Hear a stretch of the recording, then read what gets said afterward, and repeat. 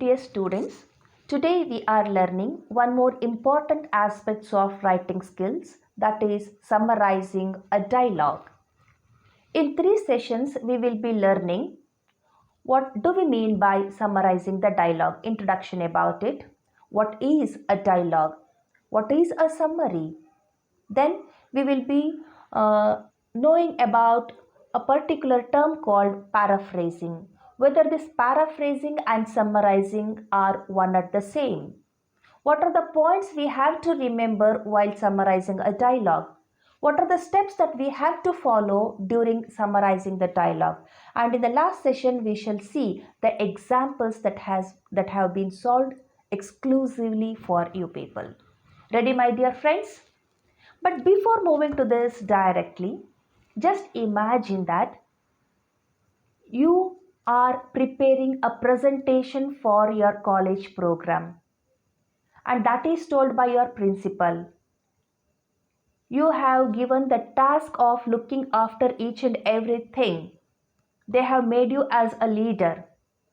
They have given a team for you also. And you have asked each and every team member to contribute by their thoughts, by their ideas. Now, they have given plenty of ideas to you. You have to report it to the principal, but the principal has given only 5 minutes of time. What you are going to do? Plenty of thoughts, plenty of ideas. You have to tell within 5 minutes what you have to do. Principal 5 ನಿಮಿಷ time ಕೊಟ್ಟಿದ್ದಾರೆ, ನಿಮಗೆ ನಿಮ್ಮ team members ಸಿಕ್ಕಾಬಟ್ಟೆ idea ಕೊಟ್ಟಿದ್ದಾರೆ. ಈ function ಮಾಡಿದ್ರೆ ಹೆಂಗೆ, ಆ ಒಂದು ಅವೇರ್ನೆಸ್ ಪ್ರೋಗ್ರಾಮ್ ಮಾಡಿದ್ರೆ ಹೆಂಗೆ, ಹಿಂಗೆ ಮಾಡಿದ್ರೆ ಹೆಂಗೆ, ಹಂಗೆ ಮಾಡಿದ್ರೆ ಹೆಂಗೆ, ಸಿಕ್ಕಾಬಟ್ಟೆ ಐಡಿಯಾಗಳನ್ನ ಕೊಟ್ಟಿದ್ದಾರೆ. ಬಟ್ ಪ್ರಿನ್ಸಿಪಲ್ 5 ನಿಮಿಷ ಟೈಮ್ ಕೊಟ್ಟಿದ್ದಾರೆ. What you are going to do? ಆ 5 ನಿಮಿಷದಲ್ಲಿ ಯಾರೇ ಹೆಂಗೆ ನಿಮಗೆ ಐಡಿಯಾ ಕೊಟ್ಟಿದ್ದಾರೋ ಅದೇ ರೀತಿ ನೀವು ಹೇಳೋಕ್ಕೆ ಸಾಧ್ಯ ಇದೆಯಾ? ಹಾಗೆ ಹೇಳಬೇಕು ಅನ್ನೋದಾದರೆ it needs really 30 minutes. But principal has given you only 5 minutes of time. And what is the solution left for you? ಏನು ಮಾಡ್ತೀರಾ ನೀವು ಅವಾಗ? The solution is to paraphrase. The solution is to summarize the things, summarize the idea, summarize the thoughts, so that the principal gets only the key information that he needs. ಅವ್ರಿಗೆ ಯಾವ key information ಬೇಕೋ ಅಷ್ಟನ್ನು ಮಾತ್ರ ನೀವು ಹೇಳ್ತಾ ಇದ್ದೀರಾ, so that he can grasp it quickly, he can process it quickly. So my dear friends, in this session I will be explaining to you how to paraphrase, how to summarize, how to apply these techniques to the text and to the spoken words. And we also try to explore the differences between the two skills. ಯಾವ 2 skills ಬಗ್ಗೆ ಮಾತಾಡಬೇಕು ಅಂದರೆ ಪ್ಯಾರಾಫ್ರೇಸಿಂಗು ಮತ್ತು ಸಮ್ಮರೈಸಿಂಗು. ಅದು next ಬರುತ್ತೆ, ಅದನ್ನು ಆವಾಗ ನೋಡೋಣ. So first thing is the dialogue. ಏನಿದು ಡೈಲಾಗ್ ಅಂದರೆ? What do we mean by dialogue? Dialogue ಅಂತ ಹೇಳಿದ್ರೆ it is a exchange of words or sentences expressing one's opinion in direct conversation with more than one person. ಇಬ್ಬರು ವ್ಯಕ್ತಿಗಳ ನಡುವೆ ನಡೀತಕ್ಕಂಥ ಸಂಭಾಷಣೆಗೆ ನಾವು direct ಅಂತ ಹೇಳ್ತೀವಿ, ಡೈರೆಕ್ಟ್ ಸ್ಪೀಚ್ ಅಂತ ಹೇಳ್ತೀವಿ, ಡೈಲಾಗ್ ಅಂತ ಹೇಳ್ತೀವಿ. It is a face to face conversation. It might be telephone conversation also. But ಇಬ್ಬರು ವ್ಯಕ್ತಿಗಳ ನಡುವೆ ನಡೀತಕ್ಕಂಥ ಸಂಭಾಷಣೆಯನ್ನು ನಾವು ಡೈಲಾಗ್ ಅಂತ ಕರಿತೀವಿ. Typically, the dialogues are in direct speech, which we usually read in dramas, one-act plays, as you all know, and other pieces of conversation. ಇಲ್ಲೊಂದು example ತಗೊಂಡಿದ್ದೀವಿ ನೋಡಿ, ಮ್ಯಾಕ್ಬೆತ್ ಶೇಕ್ಸ್ಪಿಯರ್ ಬರೆದಿರ್ತಕ್ಕಂಥ ಒಂದು ನಾಟಕ. This is from act 1 Scene 1. ಆ ಒಂದು ನಾಟಕದಲ್ಲಿ 3 witches ಬರ್ತಾರೆ. ಫಸ್ಟ್ ವಿಚ್ ಹೇಳ್ತಕ್ಕಂಥದ್ದು, thrice the brinded cat hath mewed. Second witch ಹೇಳ್ತಾಳೆ, thrice and once the hedge pig whined. Third witch, Harpier cries, it's time, it has time. So it's a conversation between 3 witches here. It is a face-to-face conversation. There is a dialogue here. It is in direct speech. This is called as dialogue. ನೇರ ಸಂಭಾಷಣೆ ಅಂತ ನಾವು ಕನ್ನಡದಲ್ಲಿ ಕರಿಬಹುದು. What do we mean by summary then? This summary is a edited version of a larger text. ಏನಿದು edited version ಅಂತ ಹೇಳಿದ್ರೆ, ತುಂಬ ದೊಡ್ಡದಾಗಿರ್ತಕ್ಕಂಥದ್ದನ್ನು ಚಿಕ್ಕದು ಮಾಡೋದು, ಶಾರ್ಟನ್ ವರ್ಷನ್ ಅಂತ ಹೇಳ್ತೀವಲ್ಲ, ಅದನ್ನು ನಾವು ಸಮ್ಮರಿ ಅಂತ ಕರಿತೀವಿ. And this summary it is A record in the readers own words. ನಾನು ಆಗಲೇ ಹೇಳಿದೆ, ಪ್ರಿನ್ಸಿಪಲ್ ನಿಮಗೊಂದು ಟೀಮ್ ಕೊಟ್ಟಿದ್ದಾರೆ, team members they have given their own ideas and ಆ ಐಡಿಯಾಸ್ನ ಅವ್ರು ಹೇಳ್ದಂಗೆ ನೀವು ಪ್ರಿನ್ಸಿಪಾಲಿಗೆ ಫಸ್ಟ್ ಪರ್ಸನಲ್ಲಿ ಹೇಳ್ತಾ ಇಲ್ಲ, ಬದಲಾಗಿ you are telling even that report in your own words. ನಿಮ್ಮ ಸ್ವಂತ ವಾಕ್ಯಗಳಲ್ಲಿ ಅವರು ಹೇಳಿದ್ದನ್ನು ನೀವು ಪ್ರಿನ್ಸಿಪಾಲ್ಗೆ ರಿಪೋರ್ಟ್ ಮಾಡ್ತಾ ಇದ್ದೀರಾ. That is summary. So it is reader's own words that gives the main point of the piece of writing. ಅವ್ರು ಹೇಳಿದ್ದೆಲ್ಲನೂ ಕೂಡ ನೀವು ತದೇಕದಿಂದ ಹೇಳಲ್ಲ, ಯಥಾವತ್ತಾಗಿ ಹೇಳೋದಿಲ್ಲ, ಬದಲಾಗಿ ಇಂಪಾರ್ಟೆಂಟ್ ಪಾಯಿಂಟ್ಸನ್ನು, ಕೀ ಪಾಯಿಂಟ್ಸನ್ನು ಮಾತ್ರ ನೀವು ಹೇಳ್ತೀರಾ. That is a summary. And the process of summarizing does not involve rewriting of original piece. ಅಲ್ಲಿರೋದನ್ನು ಮತ್ತೆ ಮತ್ತೆ ಮತ್ತೆ ಮತ್ತೆ ಬರೆಯೋ ಅವಶ್ಯಕತೆ ಖಂಡಿತ ಇಲ್ಲ. It is not the rewriting of original piece. The writer should keep in mind that summary shall not stretch it to make it long. ಅರ್ಥ ಆಯ್ತಾ ಮಕ್ಕಳೇ? ಸಮ್ಮರಿ ಅಂತ ಹೇಳಿದ್ರೆ ಅದು ಎಷ್ಟು ಲೆಂತಲ್ಲಿರುತ್ತೋ ಅಷ್ಟೇ ಲೆಂತಲ್ಲಿ ಬರೀಬೇಕು ಅಂತಕ್ಕಂಥದ್ದನ್ನು ಅಲ್ಲ.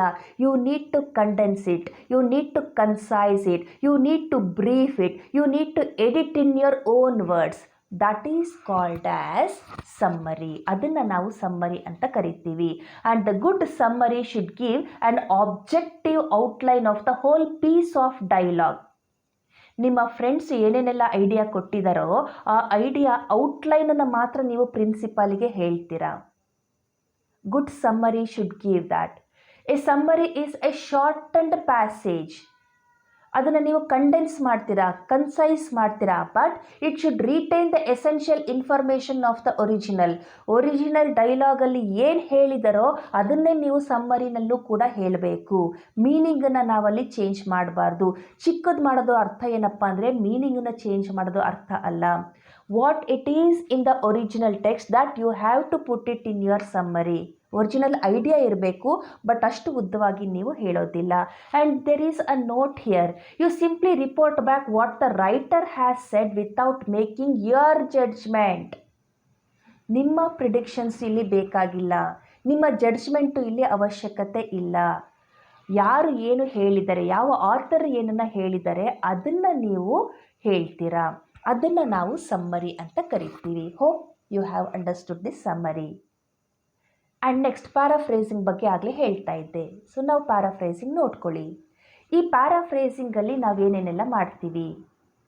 Here you use your own words to express something that was written or said by any other person. So ಇಲ್ಲಿ ಏನೇನೆಲ್ಲ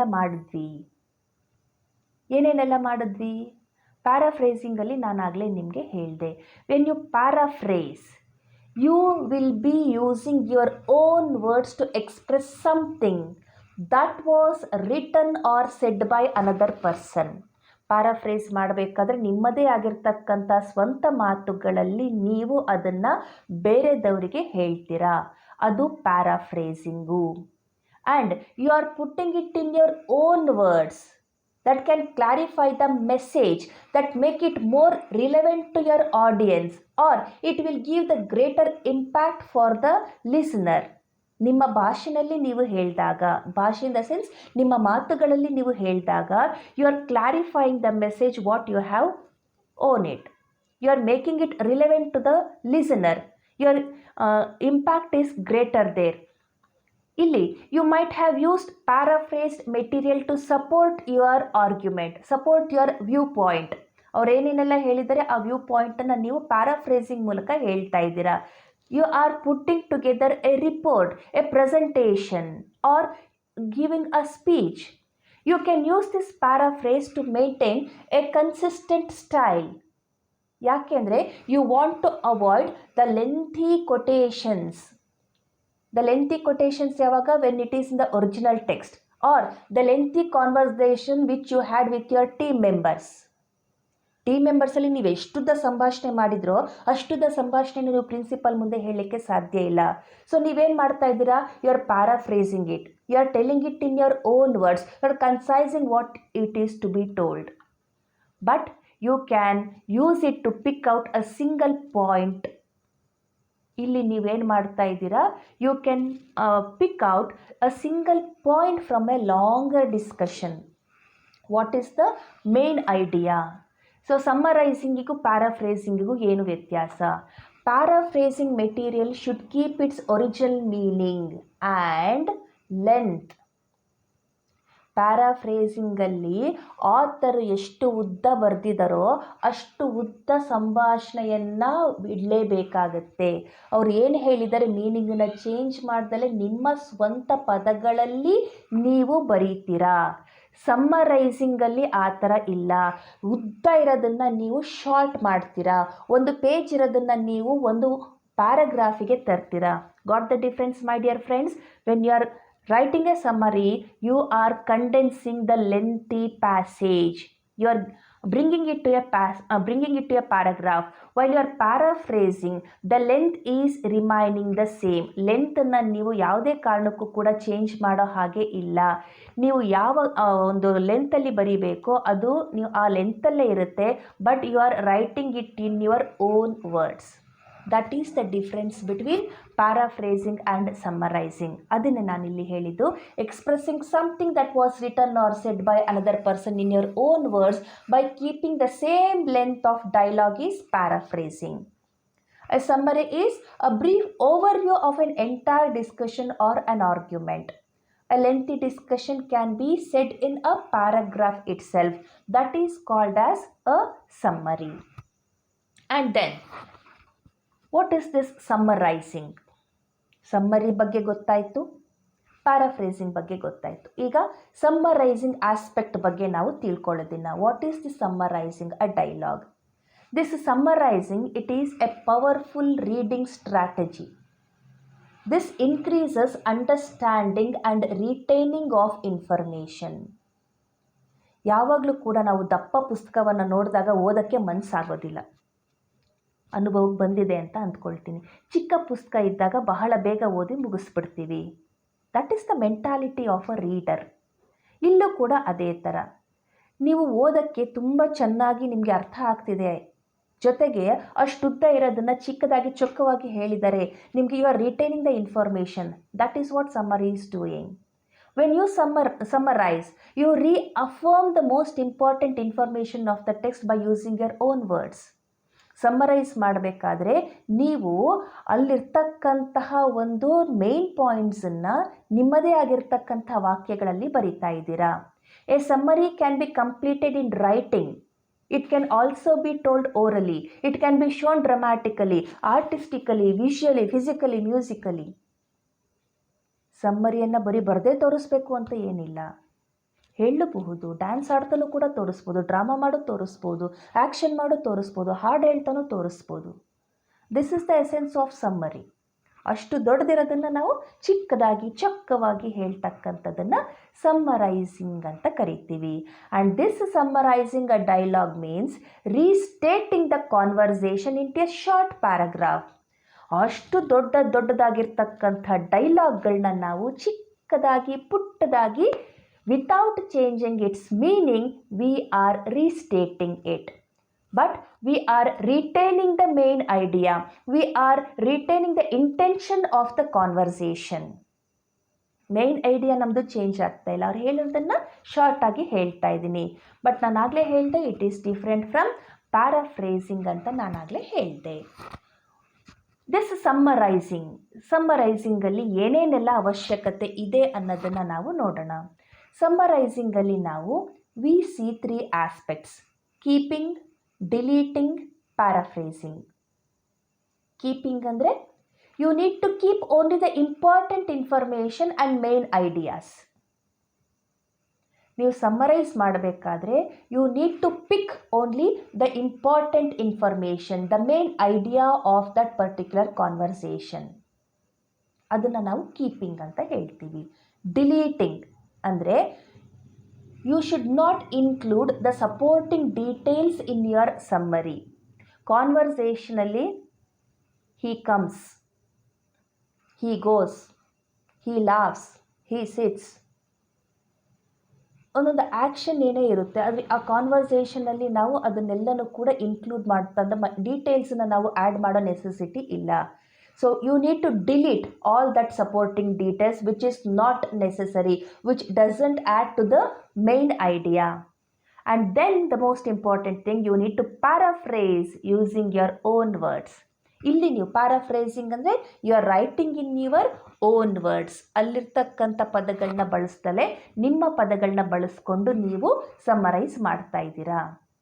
what we are going to do when we summarise? We are taking all the extra words out of the story. Extra ಪದಗಳು ಏನೇನಿದೆ ಅದನ್ನೆಲ್ಲನೂ ಕೂಡ ನಾವು delete ಮಾಡ್ತಾ ಇದ್ದೀವಿ. We look for the keywords. We look for the phrases that will tell someone about what you have read. What is the main idea of that particular content? ಅದನ್ನು ನಾವು ನೋಡ್ತೀವಿ. A summary should never be longer than the story. ಅವ್ರು ಹೇಳಿರೋದಕ್ಕನ್ನ ಉದ್ದವಾಗಿ ನೀವು ಹೇಳೋದನ್ನ summary ಅಂತ ಅನ್ನಿಸ್ಕೊಳ್ಳೋದಿಲ್ಲ. A summary is always much more shorter than the original story or the text. ಇದನ್ನು ಆಗಲೇ ಹೇಳಿದೆ ನಾನು. Summaries are more shorter than the original text. ನಾವು ಚಿಕ್ಕದಾಗಿ ಚೊಕ್ಕವಾಗಿ ಬರೀಬೇಕು. Because summary is a brief overview. Focus ಪಾಯಿಂಟನ್ನು ಮಾತ್ರ ನಾವು ನೋಡ್ತಾ ಇದ್ದೀವಿ. Here the communication which is given or happened in between two or more people in the form of a dialogue is summarized in your own words. ಕಾನ್ವರ್ಸೇಷನನ್ನು ನಾವು ಡೈಲಾಗನ್ನು ನಾವು ಏನು ಮಾಡ್ತಾ ಇದ್ದೀವಿ, ನಮ್ಮದೇ ಆಗಿರ್ತಕ್ಕಂಥ ಭಾಷೆನಲ್ಲಿ ಚಿಕ್ಕದಾಗಿ ಹೇಳ್ತಾ ಇದ್ದೀವಿ. And this helps us to convey the message in a much more simpler way, or to put the actual dialogues in a short length focusing the main issue. ನಮಗಿಲ್ಲಿ ಟೈಮ್ ಸೇವ್ ಆಗುತ್ತೆ, ಎನರ್ಜಿ ಸೇವ್ ಆಗುತ್ತೆ, ಬೇರೆದವರ patience ಕೂಡ ಕಡಿಮೆ change ಆಗುತ್ತೆ. ಯಾಕೆಂದರೆ ತಾಳ್ಮೆಗೆಡಿಸ್ಬಾರ್ದು. ನಾವು ಹೇಳ್ತೀನಿ ಅಂತ ಹೇಳಿ ಸಿಕ್ಕಾಬಟ್ಟು ಉದ್ದವಾಗಿ ಹೇಳ್ಕೊಂಡು ಹೋದರೆ ಎಷ್ಟರ ಮಟ್ಟಿಗೆ ಪ್ರಯೋಜನ ಅಲ್ವಾ? ಸೊ ಕನ್ನಡ ಪ್ರಶ್ನೆ ಕೇಳಿದರು ಯಾವುದೋ ಒಂದು ಎಕ್ಸಾಮಲ್ಲಿ, ಭೀಮನು ದುರ್ಯೋಧನನನ್ನು ಹೇಗೆ ಕೊಂದನು? 300 ಪದಗಳಿಗೆ ಮೀರದಂತೆ ನೀವು ವಿವರಿಸಿ. ಅಂದರೆ ಎಷ್ಟು 300 ಪದ ಅಂತಂದರೆ ಅಟ್ಲೀಸ್ಟ್ 1 ಪೇಜ್ ಅವನು ಬರಿಬೇಕಾಗಿತ್ತು. ಪಾಪ ಅವನಿಗೆ ಉತ್ತರ ಗೊತ್ತಿಲ್ಲ. ಸೊ ಅವನೇನು ಮಾಡ್ತಾನೆ, ಭೀಮನು ದುರ್ಯೋಧನನನ್ನು ಗುದ್ದಿ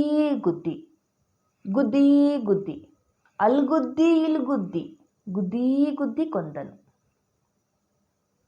ಇದನ್ನೇ ಎಳ್ಕೊಂಡು ಹೋಗಿ ಪೇಷನ್ಸ್ ಎಷ್ಟರ ಮಟ್ಟಿಗೆ ಖರಾಬ್ ಆಗಿರ್ಬೋದು ಟೀಚರ್ದು, ವ್ಯಾಲ್ಯೂಯೇಷನ್ ಮಾಡ್ತಕ್ಕಂಥವ್ರದ್ದು ಅಂತ ನೀವು ಸ್ವಲ್ಪ ಮಟ್ಟಿಗೆ ಯೋಚನೆ ಮಾಡಿ ಮೈ ಡಿಯರ್ ಫ್ರೆಂಡ್ಸ್. ಹಾಗಾಗಿ we should not test the patience of the reader. So what you want to convey, you need to convey the message in a much more simpler way. You need to tell what is the actual essence of that particular text. ಅದನ್ನು ಅವ್ರಿಗೆ ಹೇಳಿಬಿಟ್ರೆ they will be much more happier. Then, what are the common elements that we come to see in this summarizing? ಈ ಸಮ್ಮರಿ ನಾವು ಮಾಡಬೇಕಾದ್ರೆ ಏನು important ಆಗಿ ನಾವು ಕಾಮನ್ ಎಲಿಮೆಂಟ್ಸನ್ನು ನೋಡ್ತೀವಿ. Selection of an important idea, main ಐಡಿಯಾನ ನಾವು ಗ್ರಾಸ್ ಮಾಡಬೇಕು. We need to reject unnecessary information. We need to substitute the long section of the original work by your own words. That is substitution of long sentences in the original work by one sentence expressed in your own words. 4 ಸೆಂಟೆನ್ಸನ್ನು ಒಂದು ಸೆಂಟೆನ್ಸಲ್ಲಿ ನಿಮ್ಮ ಸ್ವಂತ ವಾಕ್ಯದಲ್ಲಿ ಹೇಳೋಕ್ಕೆ ಬರೋದಾದರೆ ಅದನ್ನು ನಾವು paraphrasing ಅಂತ ಹೇಳ್ತೀವಿ. ಉದ್ದ ಇರೋದನ್ನು ಚಿಕ್ಕದು ಮಾಡಿ, without changing the intention, without changing the information, without changing the essence of the original text, we are redefining it, we are restating it. These are the 3 common elements that we see while summarizing a dialogue. So what are the points that we have to remember? While summarizing a text or a speech, we need to read it properly, identify the general idea of the given text. ಅರ್ಥ ಆಗೋಷ್ಟು ತನಕನೂ ಕೂಡ ನಾವು ಓದ್ತಾ ಇರಬೇಕು. we need to read, we need to reread, we need to identify what is the idea given there. We need to recheck by understanding WH questions. WH ಪದಗಳನ್ನ ಉಪಯೋಗಿಸ್ಕೊಂಡು ಹೂ, what, wear, Y ಈ ಥರ ಪದಗಳನ್ನೆಲ್ಲ ನಾವು ಅಂದರೆ WH ಕ್ವೆಶನ್ಸ್ನ ಯೂಸ್ ಮಾಡಿಕೊಂಡು V need to understand ಯಾರು ಹೇಳ್ತಾ ಇದ್ದಾರೆ, ಯಾರಿಗೆ ಹೇಳ್ತಾ ಇದ್ದಾರೆ, ಯಾವ ಸಂದರ್ಭದಲ್ಲಿ ಹೇಳ್ತಾ ಇದ್ದಾರೆ, ಏನಕ್ಕೋಸ್ಕರ ಹೇಳ್ತಾ ಇದ್ದಾರೆ, ಇದ್ರ ಉದ್ದೇಶ ಏನು, ಹೇಗಾಯಿತು ಇದೆಲ್ಲ. ಸೊ ಈ WH ಕ್ವೆಶನ್ಸನ್ನ ನಾವು ಕೇಳಿಕೊಂಡು we need to understand the text and then we need to make the notes of it. ಅದನ್ನು ನೀವು ಓದ್ತಾ ಇರಬೇಕಾದ್ರೆ ನೀವು ಅದನ್ನು ಬರ್ಕೊಂಡು ಹೋಗಬೇಕು, ಏನೇನೆಲ್ಲ ನೀವು ಗಮನಿಸ್ತಾ ಇದ್ದೀರಾ. After doing that you need to summary. ಅದನ್ನು ನೀವು ಸಮ್ಮರಿಯನ್ನು ನಿಮ್ಮ ಸ್ವಂತ ವಾಕ್ಯದಲ್ಲಿ ನೀವು ಬರಿಬೇಕು. And then finalise the summary. ಆಮೇಲೆ ನೀವು ಸಮ್ಮರಿಯನ್ನು ಫೈನಲೈಸ್ ಮಾಡಿದ್ರೆ then your summarizing will be completed. This is what you have to do while you summarize a dialogue. This is for the day. Thank you. Bye bye. Take care.